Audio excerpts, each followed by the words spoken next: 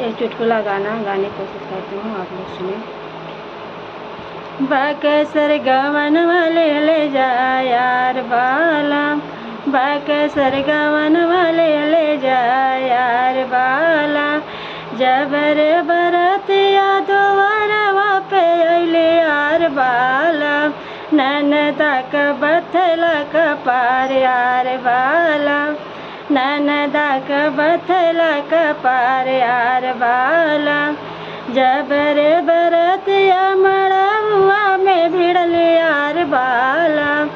जबर बरतिया मड़वा में भिड़ले यार बाला, ननदा क बथला करिया यार बाला, ननदा क टिसला करिया यार बाला, जबर बरतिया अंगनवा में भिड़ले यार बाला,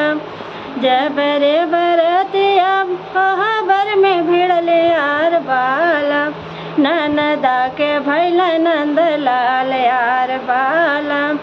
ननदा के भैल नंदलाल यार बाला,